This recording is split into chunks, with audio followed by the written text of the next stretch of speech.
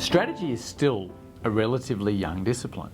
It emerged in academia in the 60s, went into corporations in a mainstream way in the 70s. And so if you look back 10 or 15 years, we've probably doubled the sheer stock of experience in doing strategy work in corporations over that time period.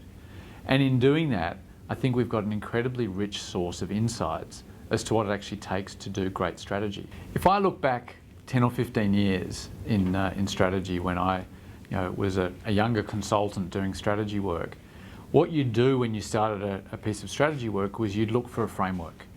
And someone like McKinsey had a whole library of wonderful, powerful frameworks. But you'd hope you'd kind of pick the right things off the menu and apply them in the right way and keep your fingers crossed that you'd therefore get to a great answer. I think it's changed now. I think what's happened is we've layered on top of that in a few ways. The first one is empirics. Common math applied to common data is common wisdom. And I think we've got ways now of understanding kind of the laws of physics, so to speak, about strategy, but also bring a lot more analytical rigour into strategy in very, very important ways. Another layer on is bringing psychology and adult learning into strategy and realising that strategy is not just about what's written on the paper, but about the thinking and feeling processes of the leaders of the company. Another layer which we're adding now is to bring a cohesive method on top of the frameworks and the latest theory and actually get down to the realisation that just like operating a plant takes a lot of experience, a lot of diligence, and a lot of hard work, same goes for strategy. It starts with the belief that you need to diagnose. You need to form a point of view on why you make money. Then you need to form a point of view on the future, what we call forecast.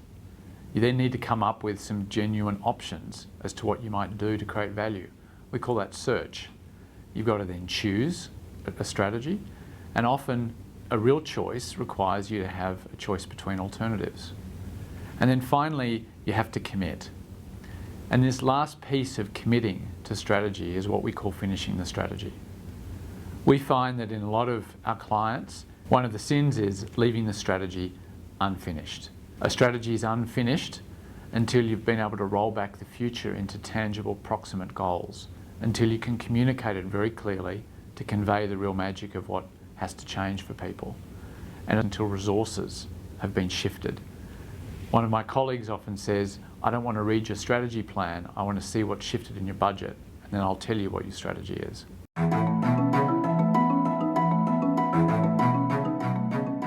Often in our clients, a good meeting is defined as a tidy meeting, where people said what they were meant to say, it all went to plan, we stuck to the agenda and everyone signed off.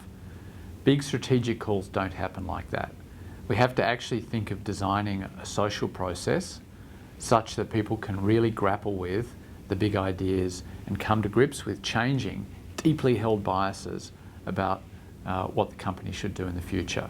Because in the end, it's a year or two away when the big calls will happen, and in their gut, if they haven't actually grappled, if they haven't actually changed their beliefs, if they don't have conviction, then the strategy won't actually get implemented.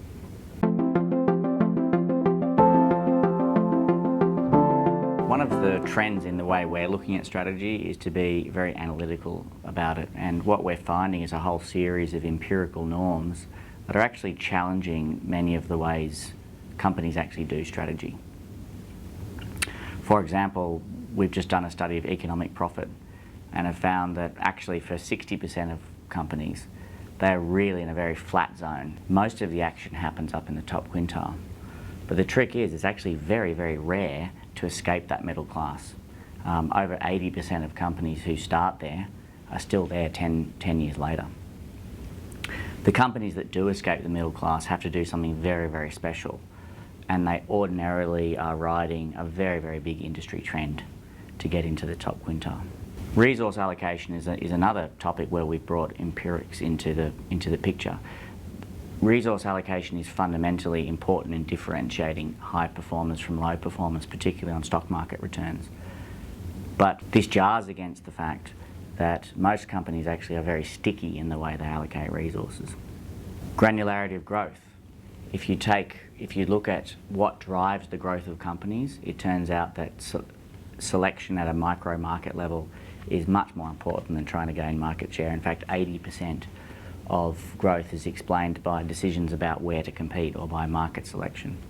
If I weave these threads together, what it says to me is that companies should be just as focused about positional improvement as they are on performance improvement.